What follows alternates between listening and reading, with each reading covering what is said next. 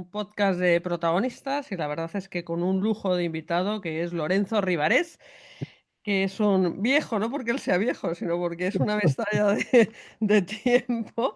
Lorenzo es uno de nuestros escritores en Editorial Colima, es un gran fichaje porque, bueno, pues ha decidido que se une a esta comunidad que estamos formando entre todos, grandes profesionales que queremos con nuestros valores, nuestra forma humanista de ver el mundo, pues hacer un mundo mejor.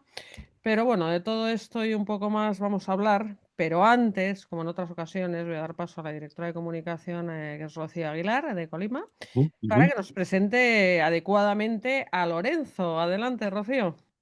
Pues sí, muchas gracias, Marta. Como bien nos dices, hoy recibimos en este podcast a Lorenzo Rivarés. Seguro que me dejo algo atrás, pero bueno, vamos allá. Lorenzo Rivarés Sánchez es licenciado en Psicología por la Universidad de Salamanca, en la que también se doctoró cum laude en Dirección de Recursos Humanos. Ha ampliado su formación, también con un máster en Dirección de Personas, es técnico en Prevención de Riesgos Laborales, ha cursado un programa de desarrollo directivo en ESADE y tiene diversas certificaciones como gestor de recursos humanos, algunas de ellas también cursadas en Estados Unidos. En 1995, Lorenzo comenzó su andadura en el grupo Eulen, empresa en la que aún trabaja, y creo que podremos decir, sino que me corrija Lorenzo, que ha pasado por todos o casi todos los puestos posibles relacionados con la gestión de personas y talento. Desde sus inicios como técnico de selección en su Huesca natal a su puesto actual, que es el director de Centros Especiales de Empleo, ha pasado por coordinador regional, director del Centro de Empleo de Castilla-La Mancha, luego también este mismo puesto para toda España, director internacional de recursos humanos, entre otros. O sea, no nos da tiempo a nombrarse a todos porque, como digo, si no ha pasado por todos, por casi todos. Al mismo tiempo, Lorenzo ha continuado su labor investigadora y docente, lo que le ha convertido en una figura referente en el mundo de la gestión de personas, de recursos humanos. Es investigador, junto con la Universidad de Salamanca, en la línea de investigación Compromiso Organizacional y Actitudes de los Empleados en las Organizaciones. También es profesor en la Universidad Europea de Madrid, en el MBA de Business Administration, realiza Ujú. colaboraciones como profesor en escuelas de negocios, como en el Centro de Estudios Garrigues, en la Universidad de Loyola, en el IME, en el Instituto Multidisciplinar de Empresa, en la Universidad de Salamanca, o en el The New Retail Business School.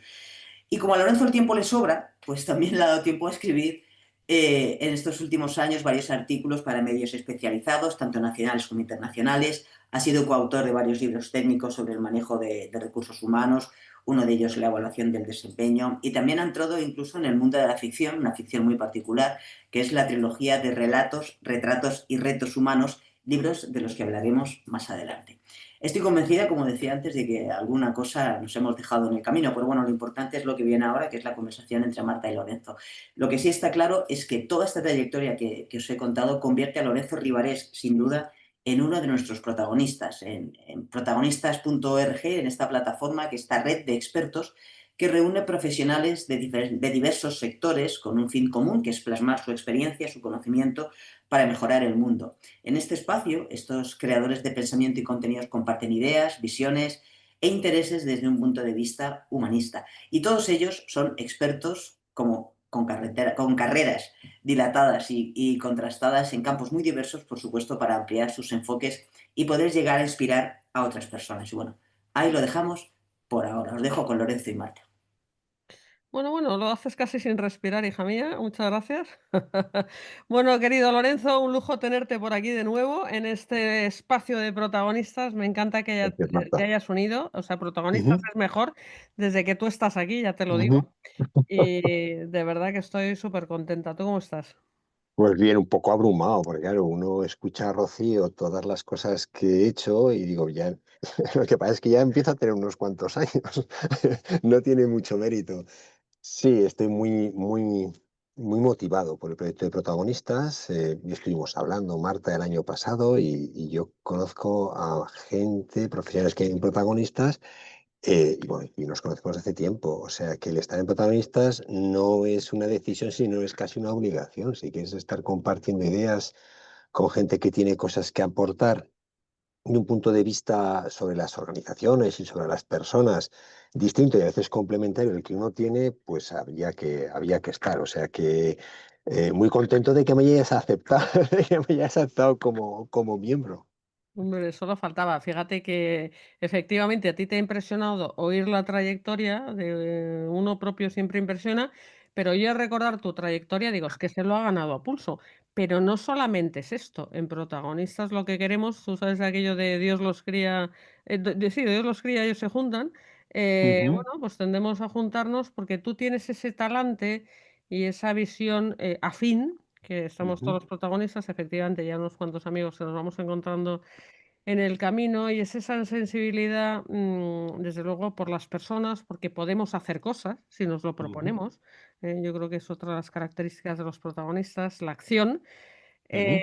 Y bueno, y una serie de cosas más que quiero que me las cuentes tú y ese es el motivo de tener estas conversaciones, para que la gente que no te conozca, pues te descubra o redescubra en alguno de los aspectos todavía más insólitos, ¿no? Que espero que salgan en la conversación. Yo, mira, tengo que dices que podemos hacer cosas, Marta, y yo lo que creo es que debemos hacer cosas, ¿no? Fíjate, el otro día mis hijos ya empiezan a tener una determinada edad. Mi hija tiene 22 y mi hijo 20, ¿no?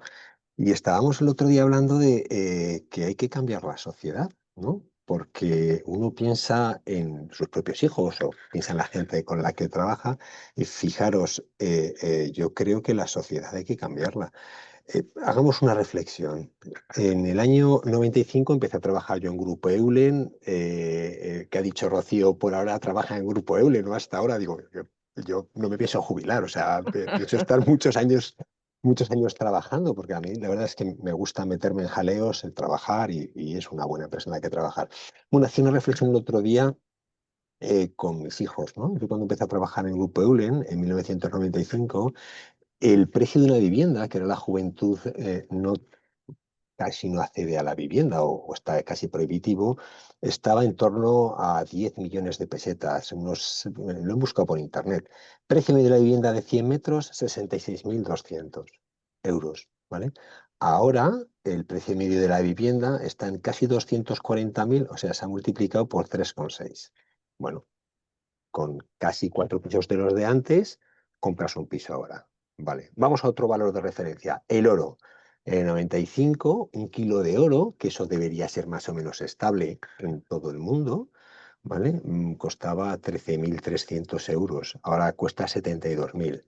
O sea, ha aumentado 5,4 veces. Es decir, la vida en estos 30 años que llevo trabajando en Grupo Eulen, antes tuve alguna pequeña experiencia, pero trabajé en otras empresas, pero desde estos 30 años la vida ha aumentado, vamos a decir, entre 4 y 5 veces y media, ¿vale? Salario en medio en 1995, 176.000 pesetas, ¿vale? 1.062 euros. Salario medio actualmente en 2024, 1.988 euros al mes. Es decir, no llega a 2 veces lo que ha incrementado lo que la gente cobra, mientras la vida ha aumentado 5 veces. ¿Vale? Tenemos que hacer algo. Tenemos que hacer algo como sociedad, ¿no? Porque luego nos quejamos de que las nuevas generaciones, bueno, eso lo han dicho todo el mundo siempre ha dicho que las nuevas generaciones son una vergüenza y que no vamos a ningún sitio, lo decía Platón, ¿no? Pero nos quejamos de que las nuevas generaciones quizá en el trabajo no se portan igual que antes, ¿vale? El compromiso ha cambiado. Ya ha contado Rocío que yo soy un estudioso del compromiso. Yo hago investigaciones, claro que ha cambiado el compromiso, pero es que ha cambiado la sociedad. Estamos haciendo que las nuevas generaciones vean tan lejos aquello a la que nosotros pudimos aspirar, que sus focos de interés son otros, ¿no? Entonces, bueno, pues hay que dar una pensadita a las regulaciones que hacemos, las regulaciones que exigimos a nuestros políticos, entender qué es lo que está ocurriendo con los salarios que pagamos a las generaciones que se están incorporando ahora y entender que la generación quizá de nuestros padres era distinta, ¿vale? Porque hace 50 años, 60 años, el empleado trabajaba toda la vida en la misma organización, tenía una vinculación afectiva con la empresa porque iba a ser el hombre empresa, que se decía en Estados Unidos. El concepto de hombre empresa viene de Estados Unidos incluso 20 años antes, o sea, de 70, 80 años antes. Pero trabajaba de manera indefinida en la empresa siempre. habitualmente, no habitualmente, no digo en todas las ocasiones, con un solo salario se mantiene una casa y los hijos, ¿vale? Teníamos un modelo de sociedad basado en la estabilidad. Esto empezó a cambiar cuando las empresas empezaron a crear flexibilidad para sobrevivir. No las estoy culpando, ¿vale? Y empezó a hacer partícipes a los empleados, en motivarles, bueno, si la empresa va mal, a lo mejor tengo que despedir a gente. Y esto cambió un poco, cambió a la gente. A eso hay que añadir también la presión fiscal, ¿eh? Que cada vez tenemos más presión fiscal, las empresas y los empleados. ¿Vale? Bueno, esto se disparó en el COVID, pero venía ya un poco bulliendo antes, ¿vale? ¿Qué ocurrió en el COVID? Ya veníamos con un mercado laboral distinto y de repente vino el COVID y la gente estuvo en casa un poco trabajando de otra manera, no voy a decir que aparcado, trabajando de otra manera y llegó un poco una reflexión, ¿no? De qué hago, ¿no? Y entonces vino lo que llaman lo de la gran renuncia, que es un concepto que vino de Estados Unidos, la dimisión laboral. O sea, me voy, no me interesa. En julio de 2020, en Estados Unidos, llegó a tener hasta 8 millones de puestos sin cubrir, porque la gente pues estaba un poco replanteando la vida. ¿Vale? Hemos vuelto, pero algo se nos ha quedado de aquello, ¿vale?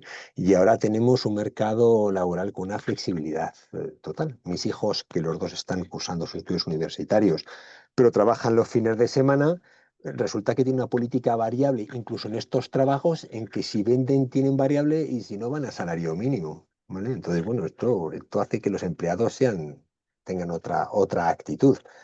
Luego no olvidemos la carga fiscal, ¿eh? Que entre la seguridad social que pagamos todos los empleados, el IRPF y luego la carga de seguridad social que soportan las empresas, vamos a una carga fiscal entre empleados y empresas del 55%. Eso lo que nos genera es, oye, de alguna manera o reflexionamos hacia dónde vamos y reflexionamos lo que le damos a los empleados y lo que le damos de futuro a nuestros hijos o la sociedad a dónde va. Eso no quiere decir que las empresas no tengan que reaccionar, ¿eh? O sea, las empresas tienen que reaccionar y jugar con estas cartas, ¿vale? Con las cartas de cuál es el mercado laboral, cuánto puedo pagar, etcétera, etcétera, etcétera. Pero yo creo, Marta, que una de las razones de peso, ¿vale? La razón fundamental de estar en protagonistas es porque la gente que hay me encanta y yo quiero estar ahí. O sea, esa es la razón. Pero además viene también un poco vinculado a tener ya una edad y ver las nuevas generaciones, es decir, tengo que estar en algún sitio donde se puedan aportar ideas, soluciones, ¿vale? Compartamos ideas y hagamos, digamos, una sociedad mejor, ¿no? Una sociedad mejor. ¿Dónde mejor? ¿Dónde se puede hacer esta sociedad? Donde está el conocimiento. Hay dos sitios que me encantan estar. Uno son los libros. Bueno, hijo de librera, ¿qué te voy a decir? ¿No? Mi Es madre verdad. tiene una librería, yo soy hijo de librera. Pero yo creo que el conocimiento general, evidentemente, está en la red, en la inteligencia artificial, etcétera, etcétera. Pero el conocimiento de fondo está en los libros. ¿Vale? Porque ahora mismo en la red es un sitio donde hay mucho conocimiento, pero hay que saber hay que tener la base teórica y técnica para ver lo que es verdad y no es verdad. O sea, el conocimiento yo creo que sigue estando en los libros y ahora haré un poco de spoiler de, oiga, compre ese libro de evaluación de desempeño si usted quiere saber de desempeño. ¿Por qué? Porque escribir un libro, en general, se reúnen algunos que saben de eso, por ejemplo, de evaluación de desempeño, se reúnen se lo curran durante año y medio y sacan un libro. Y encima hay alguien que tiene una editorial que dice, oye, pues a mí me parece que lo que tiene esto es que decir tiene sentido. Luego el conocimiento está en los libros y luego continúo evidentemente con la universidad, porque si el conocimiento está en los libros, yo diría que aunque no de manera exclusiva, la universidad es donde está gran parte del conocimiento. Bueno, has arrancado con mucha fuerza. Me gusta además, pues eso, el análisis que has hecho. No voy a entrarle el trapo, pero ya tendremos esta conversación y me tira de la lengua mucho esto, pero porque quiero hablar de ti. Pero sí que me ha Vale, apuntado mientras hablabas y al hilo de tu propuesta, ¿no? De que hay que participar, hay que cambiar el mundo. Yo soy de la opinión, y creo que seguramente tú también, vamos, me atrevo a afirmarlo, se cambia por uno mismo y lo mejor que vas a dejar en tus hijos, además de otras cosas que iremos haciendo, Ujú, es, esos valores que tú me transmites con las cosas que dicen, y me he apuntado mientras hablabas: juicio crítico, sabes ujú, pensar y lo demuestras, inconformismo, capacidad de accionar, compromiso y capacidad de trabajo.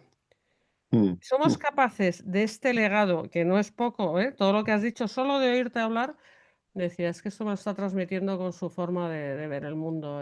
Daba igual un poco lo que dijeras, que también era ujú, interesante, pero si esto, que se lo estás transmitiendo a tus hijos 100%, yo creo que ese es el mayor legado que les vas a dejar, igual que yo a los míos, y cada uno en su ámbito podemos ir haciendo cosas. Es verdad que en protagonistas queremos tener ese efecto multiplicador, porque juntos ujú, se llega más lejos, y tú también has hablado de otra manera, pero lo parafraseo así, del poder de la colaboración, ¿no? ujú, Tú además que trabajas con personas, eres experto en personas, llevas toda la vida. A mí siempre me ha fascinado el comienzo de las cosas, porque ser psicólogo, pues el mundo en el que elegiste estar, ujú. sin duda tiene un componente, un alto componente vocacional, ¿o no? Y si no, cuéntame tú cómo empezó esto. Sí, fíjate, cuando la gente me dice a qué te dedicas, yo que estoy todo el día peleando con los presupuestos, con los objetivos, con la parte comercial de la empresa, ¿vale? Y cuando me dicen pero tú a qué te dedicas, ¿vale? Yo me dedico a ayudar a la gente. Luego lo matizaremos de muchas maneras, ¿no? Pero yo he sido siempre un apasionado de intentar ayudar a la gente, ¿vale? Yo por eso me fui a estudiar de mi Huesca natal a Salamanca, ¿vale? Que había 600 kilómetros de autobús, o sea, yo venía, yo volvía para casa en Navidad, en Semana Santa y en verano. El resto del año estaba estudiando en Salamanca, pero bueno, ahí descubrí una vocación. Cuando empecé a trabajar, primero de consultor, luego ya en Grupo Eulen, como técnico de selección, yo pensaba que mi trabajo era lo más importante del mundo. Ya que recuerdo el jefe que tenía entonces que decía, pero ¿por qué trabajas tantas horas? Yo decía, porque es que yo me dedico a conseguir trabajo a la gente. No puede haber un trabajo más apasionante, ¿vale? Eh, eh, Luego pasé a un puesto que era de director de oficina. Y entonces ya tenía más presión de objetivos, de resultados, tal cual. Y a mí me seguían preguntando, ¿tú te dedicas? Y yo me dedico a ayudar a la gente. Es cierto que tenemos que conseguir el presupuesto, claro, porque esto si no cierra, ¿no? Pero nos dedicamos a ayudar a la gente en su trabajo a conseguir las metas. Ujú, ¿Hay un presupuesto? Claro que sí. ¿Hay los clientes? Claro que sí. ¿Hay problemas? Claro que sí. Pero hay que tener un propósito, ¿vale? He trabajado, como decía antes Rocío, en 9 países distintos, en Estados Unidos, en República Dominicana, en Perú, en Colombia, en Chile, en todos estos. Fue un momento apasionante. ¿Ya que me dedicaba yo? A intentar primero entender cada cultura y cada regulación para aportar un poquito para ayudar a la gente, ¿no? Oye, para ayudar a la gente que está trabajando en un grupo online, claro que sí, ¿vale? Oye, pero eres un pesado de conseguir los resultados, claro, porque es que a final de año hay que pagar las nóminas de esa gente, ¿vale? Y ahora la empresa, después de estar en un puesto durante 9 años, bueno, pues con el aeropuerto para arriba, para abajo, en distintos países, viendo la diversidad cultural y diversidad de regulaciones, ¿vale? La empresa me ofreció y me dijo, oye, Lorenzo, ¿te apetece un proyecto que es estar ahora con otro tipo de diversidad que es la discapacidad? ¿Vale? Y dije, claro que sí. Entonces a mí cuando me dicen tú en qué eres experto, yo creo que soy experto en nada. Opino de muchas cosas. Pero si algo me atrae mucho es estudiar lo que es la diversidad y en el mundo de las organizaciones, ¿vale? Entonces, ¿a qué te dedicas, Lorenzo? ¿De dónde viene esa vocación inicial y original y que yo creo que mantengo? Bueno, yo estoy aquí para ayudar a la gente. bueno, ahora que todo esto que dices, no hay nada como tener una buena visión en la mente, ese propósito al que te refieres, como guía, como estímulo, como elemento de motivación. Ahora que todo esto ya técnicamente, hay libros, yo tengo alguno bueno, de comunicación generativa. Ujú, Somos capaces de hacernos esa narrativa nosotros mismos, fíjate, o sea, tú eres imparable. ¿A dónde te ha llevado esa forma tan bonita y estimulante de explicar lo que haces, ¿no? Si somos capaces de meter esas visiones en la cabeza de otros que a lo mejor no se les ha ocurrido, Ujú. reformular las cosas de una forma, pues eso, más estimulante, pues bueno, se puede conseguir mucho. Pero fíjate, oyéndote, digo, es que yo creo que Lorenzo es de esas personas, le pongas de donde lo pongas, lo va a hacer bien. Eres muy Bueno, todoterreno.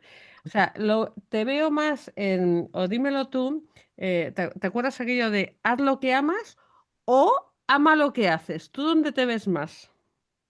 pues fíjate, yo tengo una personalidad infantil, ¿vale? Que me ilusiono con mucha facilidad, ¿vale? Entonces, siempre y cuando sea en el mundo de la organización y trabajando con personas, a mí me va a gustar. Me va a gustar seguro, ¿no? Entonces, haz lo que amas. No, por supuesto. Yo tengo claro que si mañana me dijera la empresa, Lorenzo, ahora te vas al departamento comercial, no me gustaría. No es mi vocación, no es mi vocación. Y además se equivocarían, porque yo no sirvo para vender, ¿no? Entonces, yo me dirijo y cuando la empresa, por ejemplo, me ofreció este proyecto, dije, ¿de qué es? Es de esto. Vale, pues sí, pues me interesa y me encanta, a pesar de que, insisto, tenía también otro proyecto muy chulo antes en internacional, ¿vale? Pero luego también es verdad que tiendo a ver el vaso medio lleno. Entonces, una vez que estoy en un proyecto donde voy a poder trabajar con personas, ¿vale? Y está siempre la parte organizacional, ¿vale? De decir, oye, no nos olvidemos que hay un presupuesto, que hay que pagar nóminas, etcétera, etcétera. Le veo la parte bonita, ¿vale?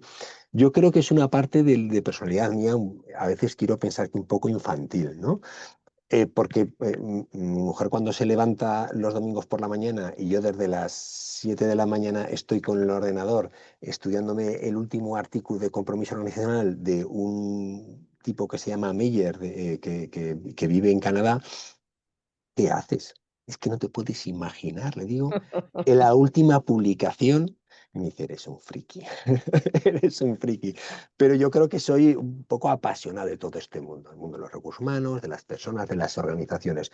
Y me gusta, antes cuando oía a Rocío decir todo lo que he hecho, que tiras la vista atrás, y yo pensaba, pues es que ya tengo unos años, es que se nota. Y el otro día que fue mi cumpleaños, que me llamó mucha gente y me decía, Felicidades. Lorenzo, pero ¿cuándo? Muchas gracias. El sábado fue, ¿cuándo te vas a jubilar? Y yo siempre digo, yo creo que nunca, porque es que a mí me gusta lo que hago. Obviamente tengo frustraciones, obviamente tengo malos días en el trabajo, obviamente hay días que dirías, bueno, mando todo a la porra, ¿no? Pero vence con mucho los buenos momentos, ¿no? Y el propósito, ¿no? Que hablábamos de antes que es importante. El propósito que se originó, yo creo que fue en el año 87 cuando empecé la carrera, que es ¿por qué quiero estudiar psicología? Hombre, porque quiero ayudar a las personas. Desde mi parcelita, mi hija es psicóloga, ella clínica, está haciendo el máster, y me dice, pero tú no eres psicólogo. Digo, no, yo también soy psicólogo, porque tú eres de la empresa. Digo, sí, sí, de la empresa, pero yo me dedico a ayudar a la gente desde mi puesto. Entonces, el propósito no hay que olvidarlo. Bueno, fíjate, o sea, yo creo que al final el equilibrio es donde está la clave. Y aunque dos veces has dicho que puede parecer, no lo has dicho con esta palabra, pero lo digo yo por no repetirnos, naif, Ujú, has dicho ujú, infantil, pues ujú, esto de la ilusión, ese apasionamiento, friquismo, que eres muy ujú, disfrutón. ujú, Vamos a llamarlo idealismo, pero luego te has referido, lo has dejado caer, pero yo sé que ujú, lo has dejado caer porque tú eres un buen profesional, cumplidor como el que más, ujú. que hay que alcanzar los resultados. Aquí, digamos que el equilibrio está, hay que ser idealista, pero hay que ser realista. Y ahí es donde en ese continuo tenemos que Ujú, movernos para no ujú. dejarnos llevar, bueno, pues por todo nuestro entusiasmo desbordante, ni caer tampoco en el realismo más procaz que nos lleva seguramente al desaliento en tiempos que no son fáciles, ¿no? Entonces, ¿cuál es la fórmula que tiene Lorenzo? Como decías, yo soy, o sea, a pesar de estas cosas que son farragosas y que todos tenemos nuestros momentos así complicados, para reprogramarte y conseguir volver a conectarte con lo que te da sentido a ti como profesional. Bueno, yo primero, bueno, ¿cómo me reprogramo y quién me pone en mi sitio? Mis amigos de la infancia. Que ya lo siento, es así, ¿no? Yo me acuerdo cuando fui a la guardería, antes del colegio, a los 3 años, que dije, ese tipo y ese tipo de ahí van a ser mis amigos toda la vida, Iñaki y Nicolás. Y los sigo viendo los fines de semana cuando voy a Huesca. Hemos tenido vidas muy dispares, pero cuando vengo de Madrid me ponen los pies en el suelo ¿no? De decir, oye, ¿qué es lo que de verdad importa y para qué estamos aquí? ¿Vale? Nicolás tiene un tema personal, pero tuvo un infarto y tiene una discapacidad muy fuerte, ¿vale? Y yo lo que pienso es que trabajo y pago impuestos para pagar esa pensión. ¿Vale? O sea, me pone los pies en el suelo y cuando lo veo y le abrazo y tal igual, digo, tiene sentido. Y cuando mi amigo Iñaki me cuenta qué es lo que le pasa ellos siguen viviendo en Huesca, en su trabajo, también me siente en el suelo de, oye, no te olvides que has viajado mucho, has subido mucho y has bajado mucho, pero no te olvides de esto, no te olvides de las personas. Entonces, ¿qué es lo que me hace a mí recargarme? ¿Vale? Me hace recargarme mis orígenes, ¿no? Evidentemente, tener contacto con mis orígenes y también mantener el contacto con profesionales que no son exactamente de lo mío, pero tienen una visión común de hacer las cosas. Voy a poner el ejemplo de una amiga mía que tiene una clínica de psicología, Natalia, es colega mía, ¿m? Y dice, oye, pues piensa, qué maravilloso oficio tiene con una clínica psicológica, sí, pero ya lo que le preocupa es evidentemente hacer el bien y ayudar a las personas a superar sus miedos, sus traumas, incluso sus enfermedades, pero en hacer lo que le preocupa es pagar nóminas. Mm. Entonces, de eso no nos podemos olvidar, porque hacer el bien de manera gratuita tiene su valor, yo no digo que no, ¿no? Pero hacer el bien sabiendo tener el equilibrio de hago bien y además no tengo que pedirle a un tercero que me subvencione de mi bondad, ¿no? O mis principios, yo creo que tiene más valor todavía. Y eso es lo que hacemos la gente de empresa. Yo, ante estas veces que oigo a gente hablar del empresario y lo denostan, etcétera, etcétera, yo no conozco a yo te lo digo de verdad, llevo 30 años trabajando en una empresa de servicios, luego he tenido clientes a montón. No conozco ningún empresario que quiera el mal para los empleados, todo lo contrario. Sea, es que, bueno, hay en ocasiones que ha habido empresarios que les ha ido mal y por hacer sobrevivir a la empresa y el medio de vida de un montón de gente en un momento muy extremo han tenido que hacer un ERE. Pero hay alguien que se cree que un empresario disfruta haciendo un ERE. Señor, en general, ¿no? La gente lo que quiere es el bien de los demás, ¿no? Y el mundo de la empresa, muchas veces que está visto, ¿no? Como oye, esto solo quiere beneficios, no quiere beneficios, la mayoría de ellos también tienen un propósito y el aportar a la sociedad con dignidad en su puesto de trabajo, ¿vale? Entonces tú me decías, oye, ¿de dónde sacas las fuerzas para resetearte? Hombre, de mis amigos de la infancia, que tienen confianza para resetearme y decirme, déjate estar de estupideces, Lorenzo. ¿M? Y luego del contacto con la vida real de compañeros, ¿no? Que te hacen ver este punto de vista de las cosas, ¿no? Como decía de mi amiga Natalia, ¿no? Donde dice, sí, hacer el bien, pero con el dinero de los demás es muy fácil. Lo difícil es hacer el bien y que al final los objetivos se consigan. Bueno, te ha quedado redonda, digamos, la intervención. Me surgen 17.000 comentarios, voy a elegir alguno. Es una cuestión de perspectiva. Tú que has Ujú, viajado mucho, has abierto ujú, la mente, viajar abre la mente, pero cuando tienes contacto con gente, bueno, pues que a lo mejor tiene que experimentar otras realidades, otras situaciones personales o profesionales. Y nosotros al final somos unos privilegiados y te conectas con esa gratitud y también esa responsabilidad, ¿por qué no?, de que puedes, porque tienes capacidad, en base también ujú, a tu talento. Y la capacidad de trabajo también es un talento.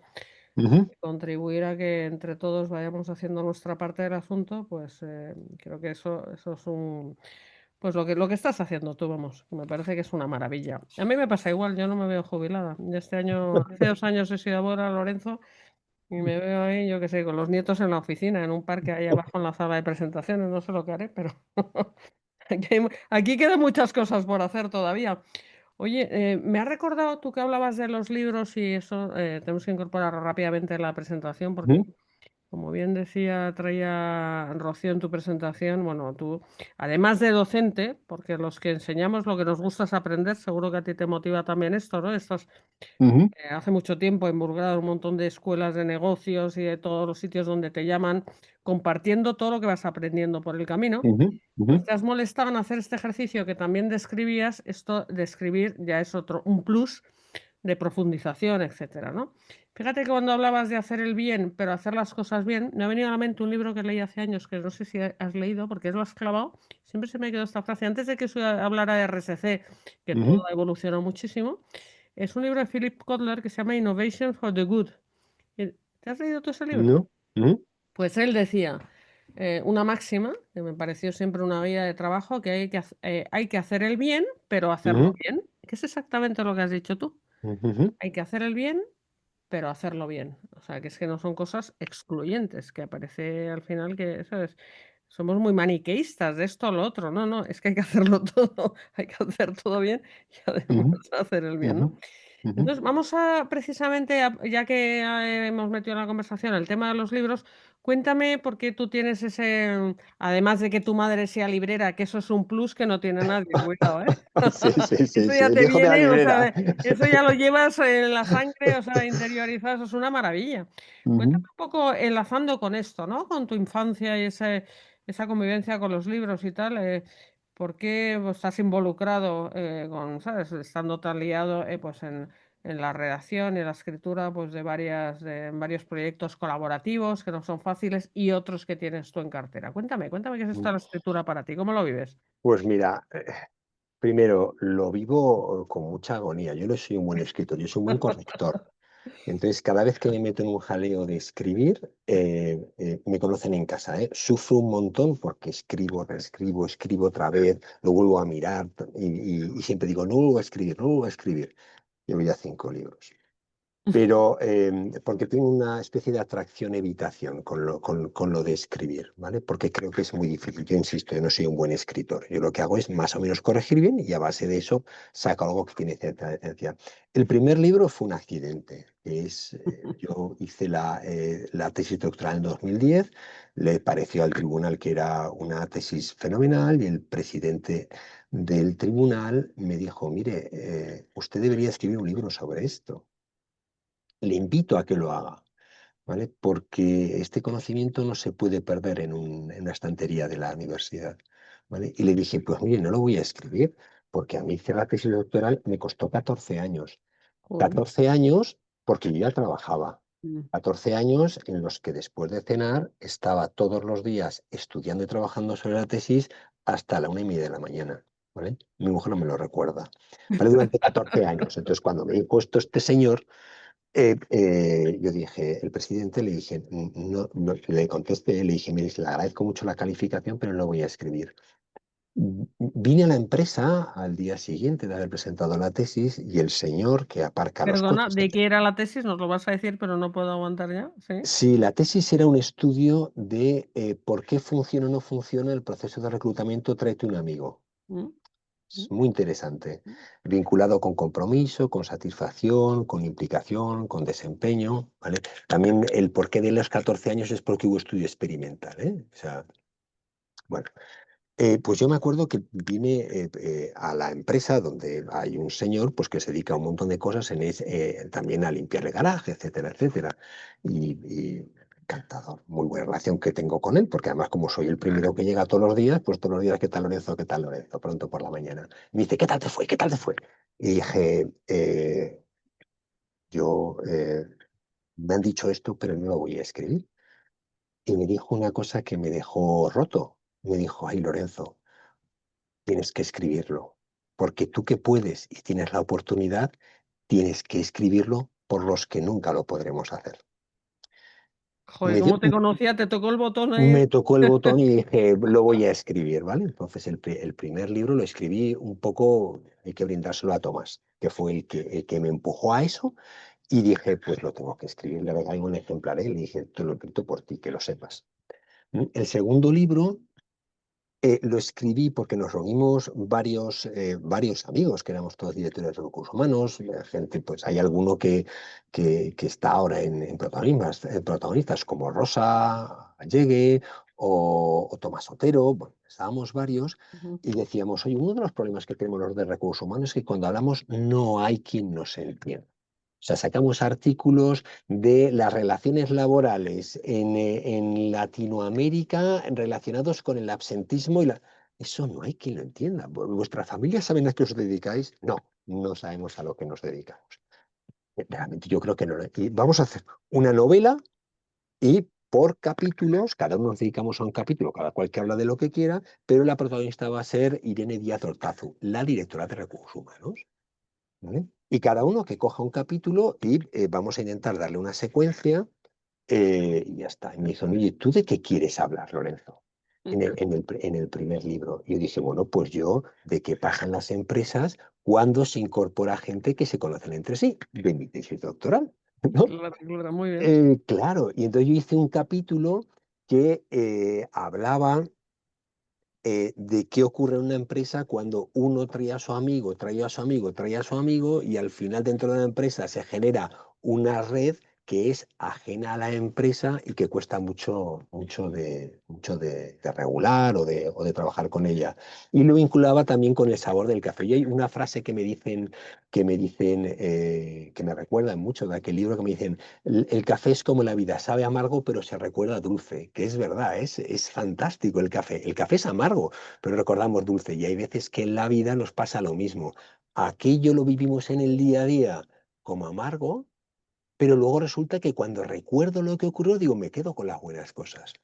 Bueno, en el segundo libro, el segundo libro que está en Colima, que es Retratos Humanos, como en el primero nos fue muy bien, dije, vamos a hacer una segunda parte con la misma idea, ¿vale? Vamos a reunir, vamos a seguir con Irene como protagonista y cosas que le pasan alrededor de ella. Lorenzo, ¿tú de qué quieres escribir? Y dije, bueno, yo quiero escribir de los acosadores, de la gente que en la empresa es súper negativa. ¿Vale? Y entonces me tiré durante un año estudiando cómo son los acosadores, no son las empresas, viendo vídeos, películas, podcasts, etcétera, etcétera, para ver cómo se comporta alguien que es un acosador. Y en mi capítulo se llama El veneno siempre mata, ¿vale? Empieza, recuerda cómo me mataste. O sea, y luego la sigue, sigue, sigue. Y hay un protagonista que se llama Luis Rivera, que es un pájaro de mucho cuidado, ¿vale? El relato es cómo él está en la empresa, cómo piensa, cómo maniobra dentro de la empresa y para darle un poquito más de enjundia, le pongo también la relación con el hijo, al que le aconseja mal, etcétera, etcétera. Entonces yo quería hablar de este tipo de personas tóxicas, ¿no? Que hay mucho artículo científico sobre esto, pero no, yo no había visto a nadie que hubiera escrito, oye, ¿qué es lo que pasa? ¿Qué es el día a día? ¿No? Como para que lo pudiera leer mi madre en la librería y dijera, fíjate qué cosa, ¿no? Que escribe mi hijo.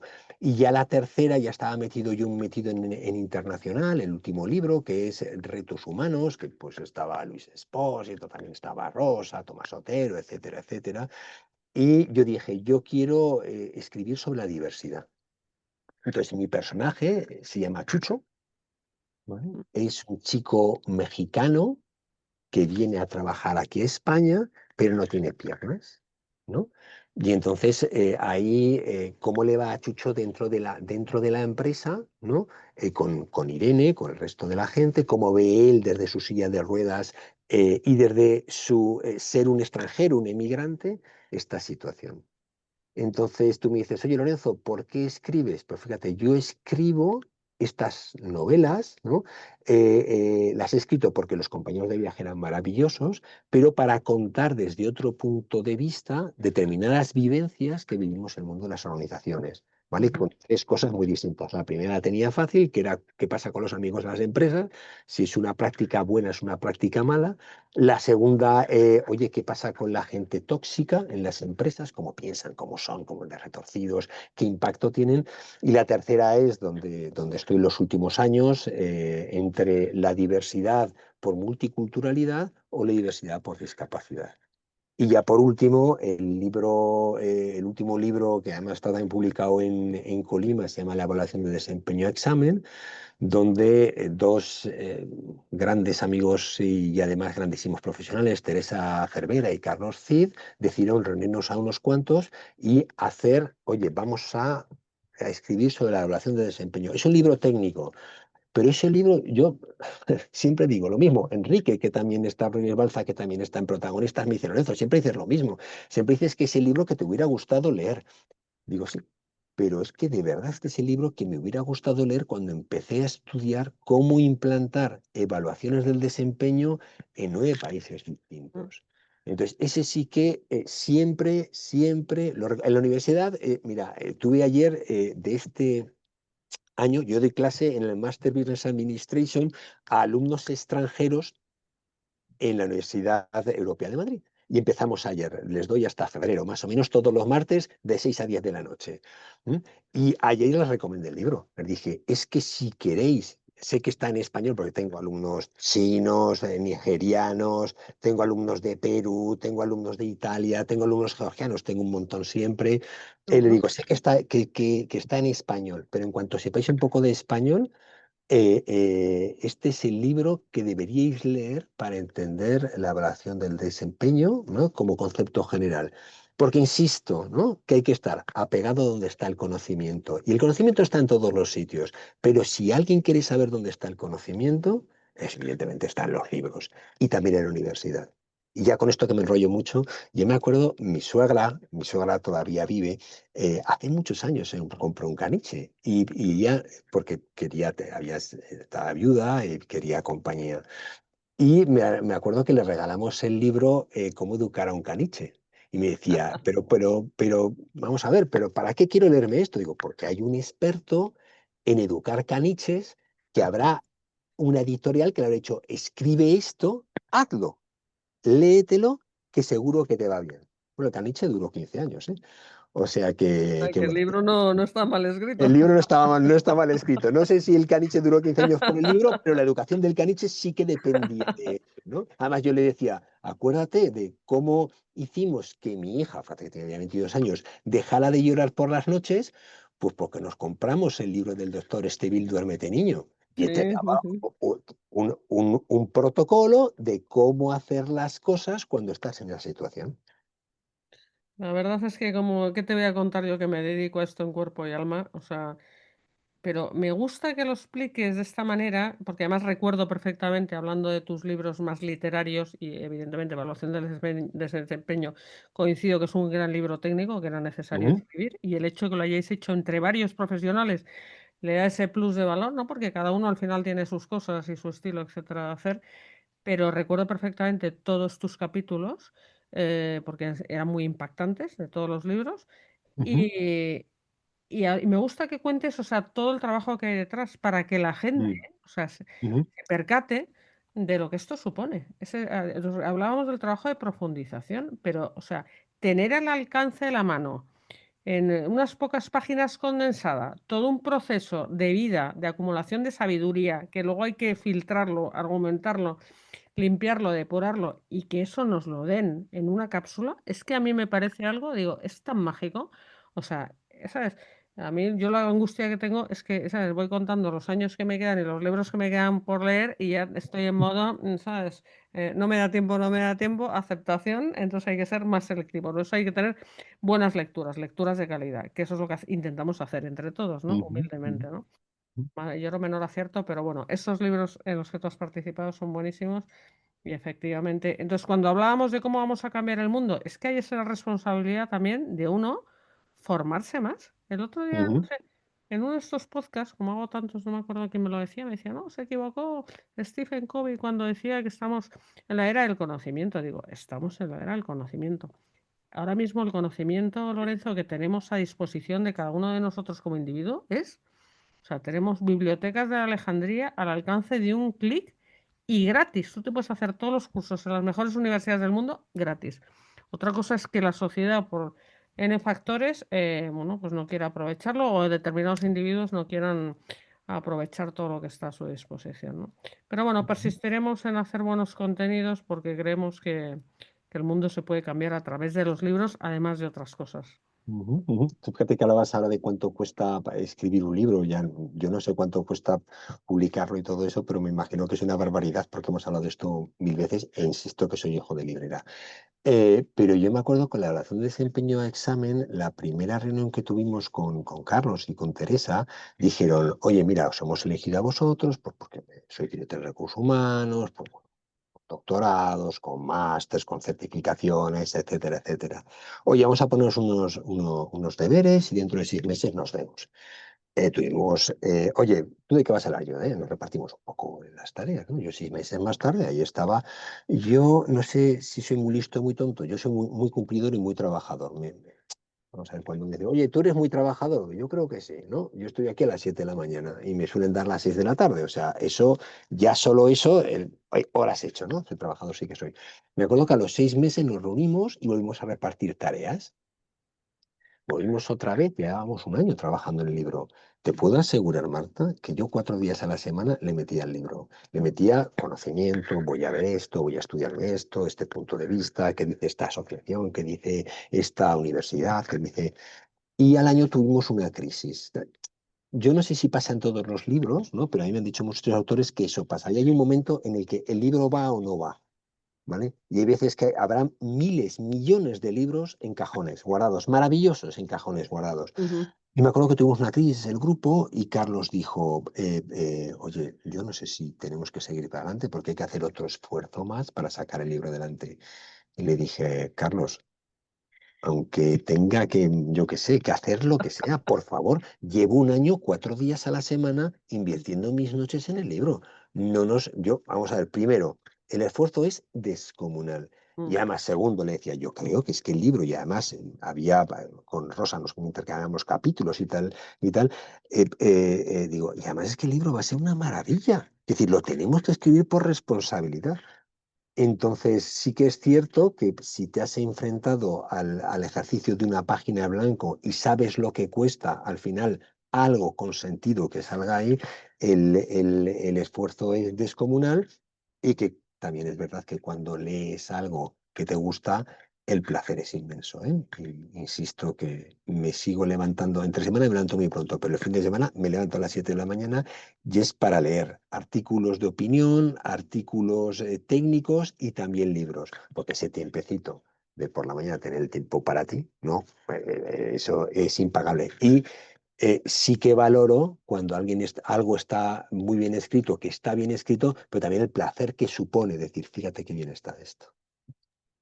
No, eso es como lo comentas y ya, o sea, yo ya actúo con el desapego, Lorenzo, de nosotros lo entregamos al mundo y el mundo verá qué hace con ello.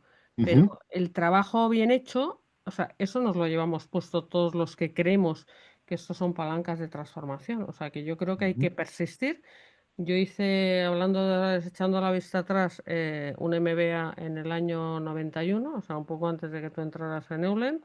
ujú, Y entonces mi especialización en el máster, o sea, yo apuntaba maneras, venía de banca de inversiones y unos años en banca y estas cosas, pero hice la especialización en la industria bueno, del papel de newspaper en los Estados Unidos. Y ujú. entonces se auguraba que el papel iba a durar 2 años, en el año 91.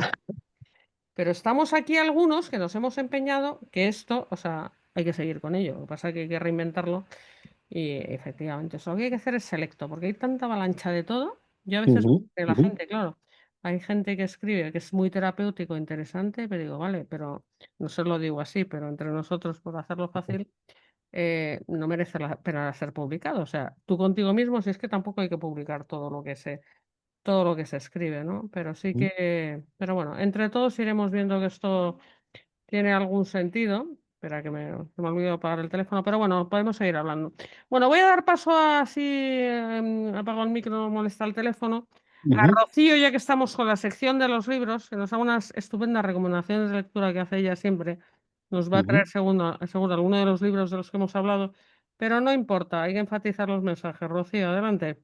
Te apago el teléfono. Pues sí, vamos allá con las recomendaciones. Vamos a ver, es una multi-recomendación, si es que esta palabra existe, porque obviamente se trata de los libros en los que Lorenzo colabora como uno de sus autores. Vamos a empezar con la trilogía, que contiene los títulos, como decíamos antes, de Relatos humanos, Retratos humanos y Retos humanos. Estos 3 libros son el resultado de un trabajo magnífico de en total 14 directores de recursos humanos de importantes compañías nacionales e internacionales de diferentes ámbitos con un gran prestigio profesional y un coordinador literario. De hecho, algunos de los acompañantes, como ya ha salido en la conversación, algunos acompañantes de Lorenzo en estos libros son también protagonistas como Tomás Otero, Rosa Llegue o Enrique Rodríguez Balsa.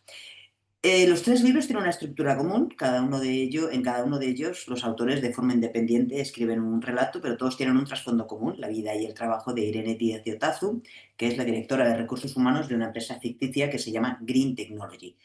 Cada autor, en su relato, refleja las diferentes situaciones en las que se han enfrentado en sus puestos en las empresas en las que han trabajado. Así que estos libros reflejan a través de estas experiencias que hay veces que encontramos panoramas desoladores, pero también muy buenos momentos que ayudan a conocer tanto la faceta laboral como la personal de estos profesionales.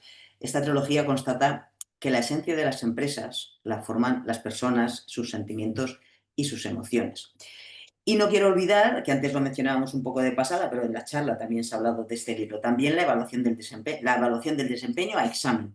Este es un libro más técnico, como decías, en el que Lorenzo y otros profesionales de la gestión del talento y recursos humanos, también de grandes empresas nacionales y multinacionales, analizan y reflexionan sobre los SED, los sistemas de evaluación del desempeño, que son los procedimientos que miden de forma objetiva e integral la conducta profesional, las competencias, el rendimiento y la productividad. El objetivo final de este libro, la evaluación del desempeño a exámenes, proporciona a los profesionales una nueva perspectiva para gestionar el talento que tienen en sus organizaciones. Y como también he dicho, también está acompañado por algunos componentes de protagonistas. Y la segunda recomendación de hoy se titula En clave de personas. Está escrito por Ignasi Castells.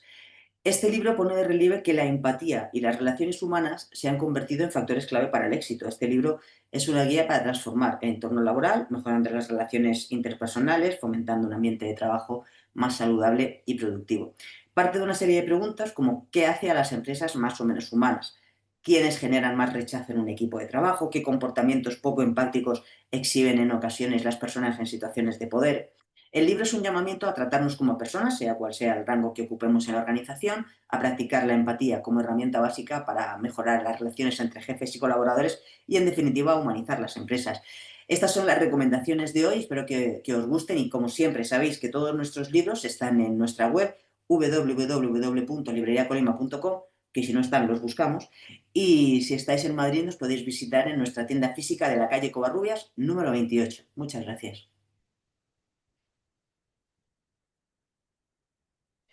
Que gracias a ti, Rocío, te voy a recomendar, Lorenzo, un libro que a lo mejor no has leído de Colima, que tiene que ver con Ujú, investigación tuya sobre el tema de las personas tóxicas en el mundo de las organizaciones.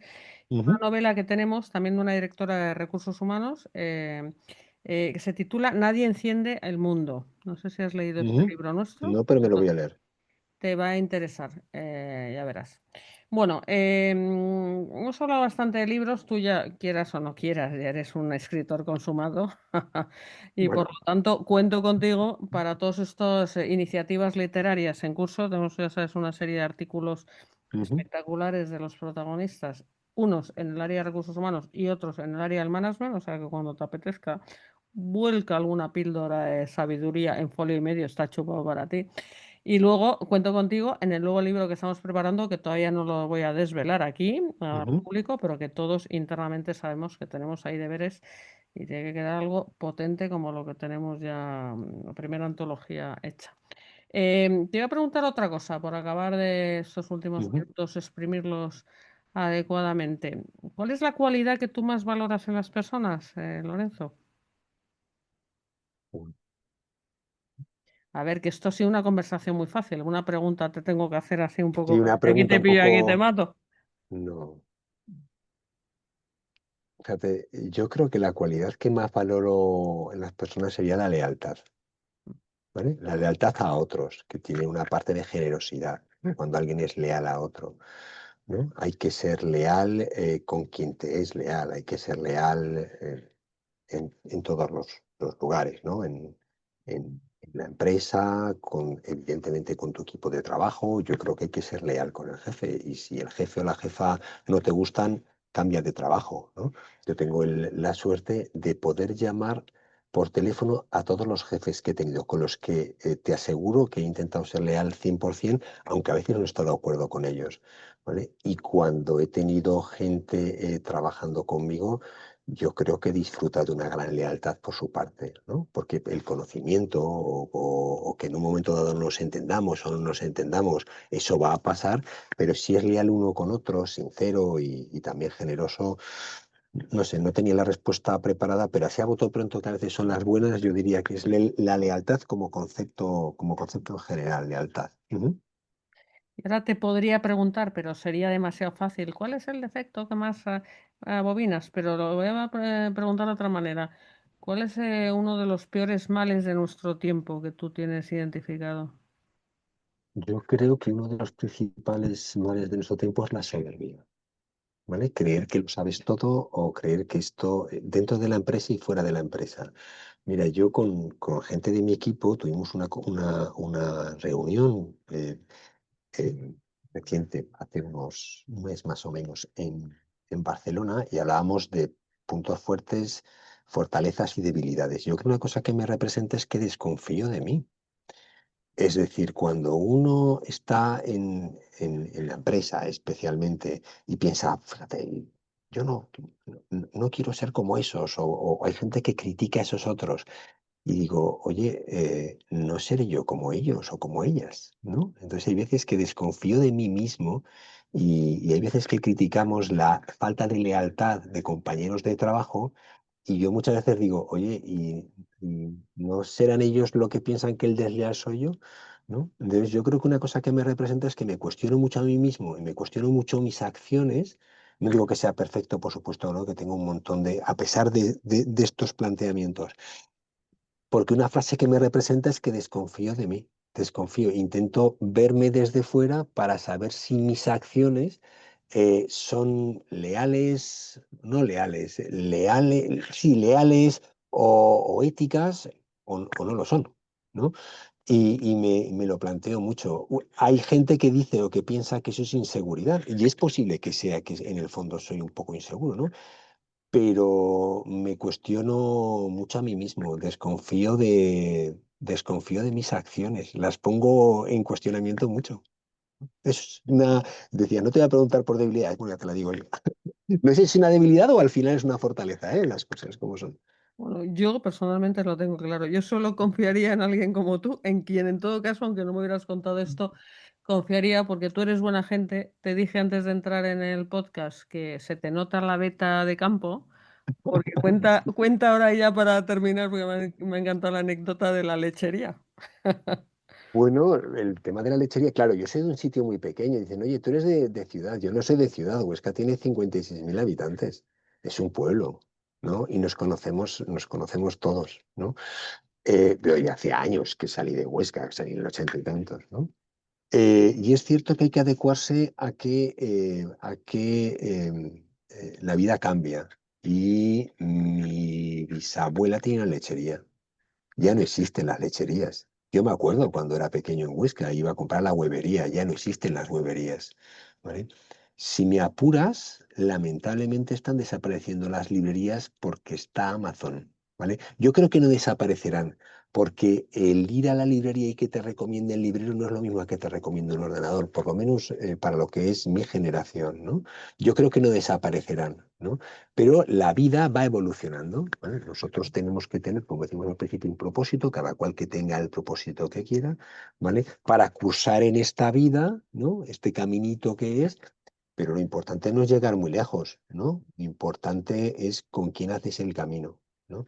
Entonces, la anécdota de la lechería es esa, y fíjate, todavía más de pueblo. Los veranos los vivía en el pueblo acompañando a mi padre, mi familia tenía una casa en un pueblo que se llama Piracer de 200 habitantes. Entonces mi infancia era perseguir lagartijas e intentar ver cómo cantan los jilgueros. O sea, era así, todo el verano. Aquello era una maravilla. Me da un poco de pena que mis hijos no hayan tenido esas posibilidades que son más de ciudad. Pero bueno, sí, sí, soy de pueblo y a mucha honra.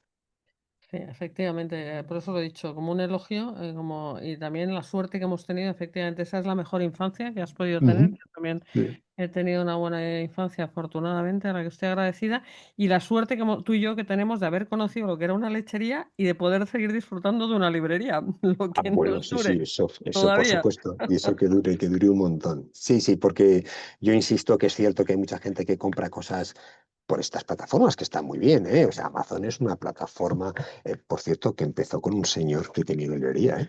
Sí, sí, está Eso, claro, no, no, está claro. eso que lo sepamos, ¿no? Pero yo, la librería de barrio, creo que difícilmente desaparecerá porque da un servicio que no te lo da, yo qué sé, pues un ordenador aconsejándote, que también es complementario. Al igual que pienso que la frutería de barrio no desaparecerá. Hay determinados establecimientos que a lo mejor serán más pequeños o habrá menos, pero que siempre van a estar ahí, porque que el frutero te recomiende, pues que en agosto tienes que comer tomates y que ahora va bien el tiempo de los higos, pues eso no tiene precio. Igual los tienes que pagar un poco más caros, pero van a estar mucho mejor que si los compras en un gran supermercado que te vienen de no sé dónde y no saben a nada. Los tomates, por ejemplo, me he enamorado de los tomates y vamos. Agradezco cuando el frutero me dice, el momento es ahora que ya me lo sé. Bueno, aunque tengamos que adaptarnos, no queda más remedio, está claro que habrá cosas que durarán, Ujú, porque hay ujú, guardianes que guardamos determinados ámbitos y durarán en la medida en que queramos y proactivamente los protejamos y los cuidemos. O sea que ujú. tenemos más que hacer, como decíamos al principio de la conversación, de lo que a veces nos apetece reconocer o interesarnos, es más fácil dejarse llevar. Pero Sí, bueno, sí. oye, que hemos consumido el tiempo. Bueno, se me ha hecho rapidísimo. Es que digo yo, Bueno. qué rollo tengo No, a ver, yo en tengo casa. para hablar 4 horas más contigo, lo tengo claro, porque hay miles de cosas que me he apuntado. Digo, ni tiro de este hilo porque no nos da tiempo, pero bueno, es un placer, la verdad, hablar siempre contigo, ya te digo, y sobre todo, bueno, tenerte cerca con esta oportunidad que hemos creado entre todos para hacer cosas interesantes y retroalimentarnos. O sea que Exactamente, Marta. Tenemos gracias. la obligación, ¿eh? Ya hemos empezado por ahí, es una devoción, sí, va a ser un placer porque esto es como la teoría del frontón, ¿no? Que tú le das al frontón y te la devuelve más fuerte. Cuando te rodeas de buena gente, tú le das y resulta que recibes más. Mm, Pero además del placer y de rodearte de gente interesantísima, está la obligación de cómo comenzábamos. Oye, ¿hacia dónde va la sociedad y qué sociedad estamos dejando a nuestros hijos? mm, Pues yo estoy preocupado. O sea que para eso estamos, para cambiar las cosas. no, bueno, pues muchas gracias Ajá. por estar aquí y por todo lo que haces y también por tu actitud ante la vida, que es muy inspiradora, te lo aseguro, ¿eh? Yo siempre que estoy contigo algo mejor de lo que estaba y eso ya es mucho decir, ¿eh? Eh, Perfecto, lo mismo digo, lo mismo digo. Yo si no, no estaría en este barco, lo tengo clarísimo.